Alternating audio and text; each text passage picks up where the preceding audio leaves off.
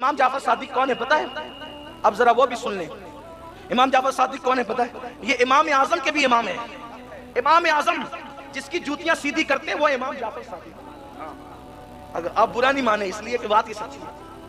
आप कहेंगे हमारे इमाम को जूतियां सीधी करवा दी। हाँ, अहले बैत की अहले सुन्नत ऐसे ही ताजीम करती है और ये तौहीन नहीं है उनकी जूतियां सीधी करना।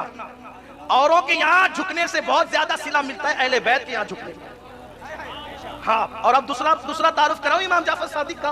दूसरा तारुफ ये है कि वो बहलूल दाना जो 2-2 दिरहमों में जन्नत बेचा करता था वो मजसूब, वो भी जूतियां सीधी करते इमाम जाफर सादिक की। जिसकी जूती सीधी करने वाले लोग इतने बड़े हैं उसकी जूती कितनी अजीम होगी, और जिसकी जूती इतनी अजीम होगी उसके पैर कितने अजीम होंगे, और जिसके पैर इतने अजीम होंगे उसका सर कितना अजीम होगा। उस जात को कहते हैं जाफर सादिक जिसे कुदरत ने जन्नत बेचने का इख्तियार दिया। अब जब बहलूल जन्नत बेच सकता है उनका गुलाम, तो ये क्यों नहीं बेच सकते? मुझे बात है इमाम जाफर सादिक, अगला महीना उन्हीं का है। उनका भी महीना आएगा तो लोगों को बड़ी मिर्गी के मजे आते हैं। वो ये तो फुला करता है त्योहार के, तुम क्यों करते हो? तो वो फुला नाचता है तो तुम लोग नाचना बंद नहीं करते। तो वो फुला करते त्योहार तो हम क्यों उसको बंद कर दें? क्यों? इसलिए कि उसकी नीयत अलग है, हमारी नीयत अलग है। उसकी नीयत किसी की वफात का जश्न है, हमारी नीयत किसी की बारगाह में इसाले सवाब है। तो ये अमाल का सवाब तो नीयतों पर है ना। आप अब हमारी नीयतों को भी जांचने लगे। खुदा कर अल्लाह इन्हें तौफीक दे। अब मैं गुफ्तगू पर इख्तिताम पे पहुंचाता हूँ। अब गुफ्तगू मुकम्मल नहीं करूंगा इख्तिताम को, आप थक ना जाए। मुझसे कहा जा रहा है कि वक्त है बोलें, लेकिन मेरी आदत ये है इससे पहले कि लोग थक जाएं हम अपनी गुफ्तगू मुकम्मल कर लें।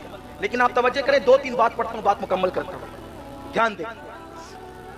इमाम जाफर सादिक जिसको अल्लाह ने जन्नत बेचने का इख्तियार दिया। एक मरतबा इमाम जाफर सादिक के पास उनका एक पड़ोसी आया और कहने लगा हजरत मुझे घर बेचना है, मैं घर बेचना चाहता हूँ। फरमाया ठीक है हमें बेच दो। हजरत कीमत? फरमाया कि यहाँ अगर तुम ये घर मुझे बेच दोगे तो इसके बदले में मैं तुम्हें जन्नत में घर दूंगा।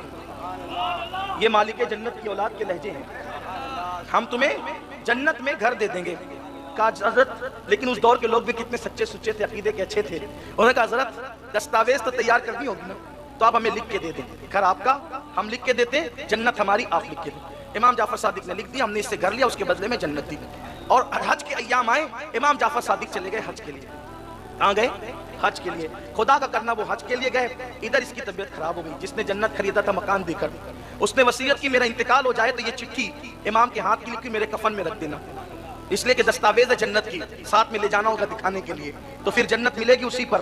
अब हुआ इंतकाल, घर वालों ने रख दिया कफन में रख दिया। इमाम जाफर सादिक हज करके वापस आए। जब हज करके वापस आए तो उसके जो वारिस थे उनकी नीयत खराब हो गई। वो सब के सब चले आए इमाम के पास, कहने लगे वाह साहब आपने तो हमारा घर ले लिया, हमारे घर पे कब्जा कर लिया। इमाम ने फरमाया हमने कब्जा नहीं किया, हमने खरीदा है उसूल के मुताबिक। कहा कितने में खरीदा? कहा पूछो। कहा उसका तो इंतकाल हो गया, हम उसके वारिस है। कहा देखो हमने उसको जन्नत में महल दिया था और यहाँ का घर खरीदा था। तो कहा वो दस्तावेज लिख कर दी थी। कहा लो साहब ये भी कोई सौदे होते हैं? जन्नत में महल दे दिया और यहाँ का घर ले लिया, आपने ले लिया हमारा घर। फरमाया इमाम जाफर सादिक ने सौदा तुमसे नहीं किया था, सौदा जिससे किया था अब जाकर उससे पूछो कि मैं सौदे में सच्चा हूं कि नहीं। कहा लो साहब ये भी कोई बात हुई? वो तो मर के कब्र में चला गया, हम उससे क्या पूछने जाए। फरमाया जाओ तो सही, जाओ तो सही।